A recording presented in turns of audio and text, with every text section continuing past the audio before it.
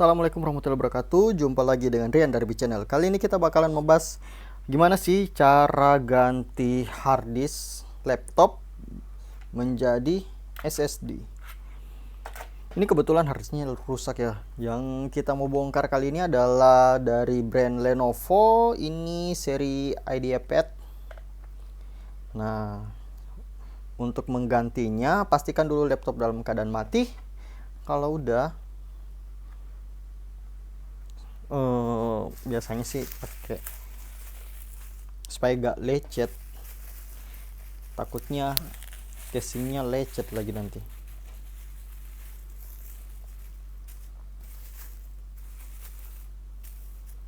Oke, kita taruh.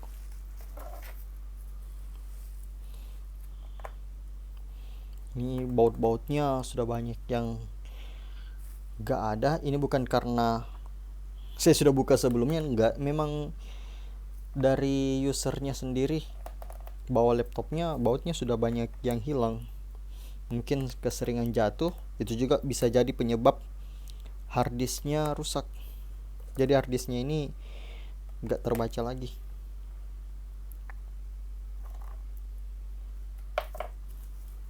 Oke. Nah, kalau sudah semua dibuka bautnya, sekarang tinggal buka aja.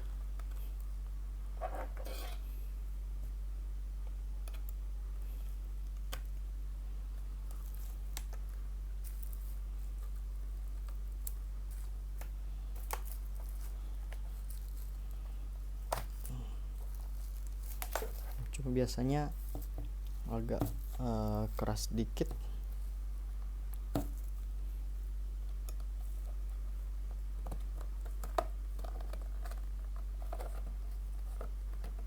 Ini sengaja kameranya dikasih dekat supaya kalian bisa langsung lihat dengan jelas. Yang penting sudah dibuka. Dan ini adalah laptop yang nggak punya fleksibel di bagian bawah, jadi aman. Biasanya kan ada laptop yang fleksibel, punya fleksibel nyambung dengan si backdoor. Biasanya sih kalau misalnya di backdoornya ada speaker, ada fleksibel di sini. Cuma karena ini nggak ada, jadi langsung aja buka, aman pokoknya. Nah, sekarang yang mau kita ganti adalah hard disk. Jadi yang lain nggak perlu dibuka-buka sih, langsung aja, tinggal langsung ganti.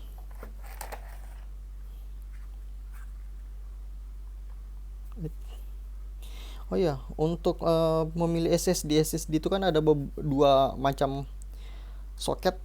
Karena ini nggak punya soket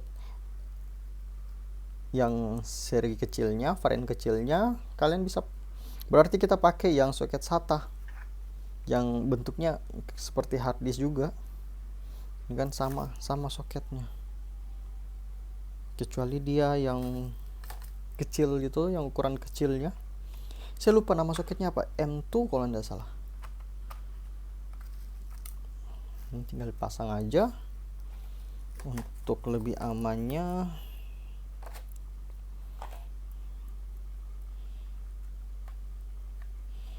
kita taruh kertas supaya gak goyang.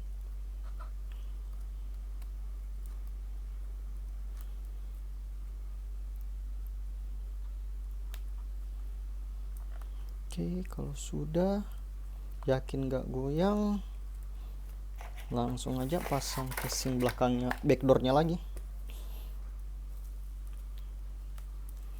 Wah, ini patah nih.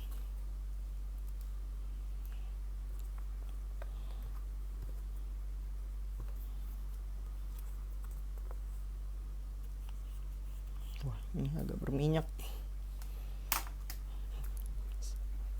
Gelap dulu dikit. Kayaknya karena sering disimpan di tempat lembab.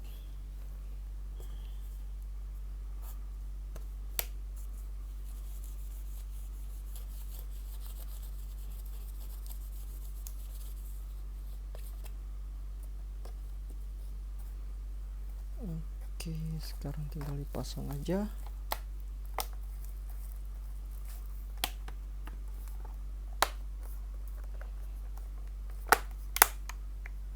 Jadi pastikan semuanya sudah rapat. Kalau sudah, tinggal kita baut. Ini karena bautnya agak lengkap, kebetulan juga stok baut saya habis, jadi utamakan yang sisi-sisi, terutama di bagian engsel, karena itu yang paling banyak beban kerja si laptop saat dibuka LCD-nya, itu yang paling berat. Makanya utamakan bagian engsel dulu, baru kita pasang yang tempat lain.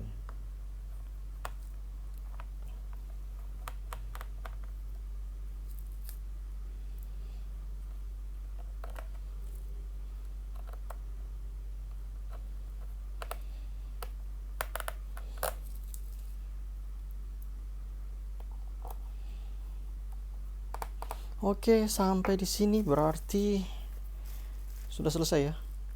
Ini langsung tinggal kita install. Untuk cara penginstalannya itu sudah pernah ada videonya, kalian tinggal nonton saja, baik cara setting BIOSnya maupun tutorial menginstalnya. Kalian tinggal nonton aja di situ. Cukup sekian, mudah-mudahan bermanfaat. Kita bertemu di konten selanjutnya. Bye bye.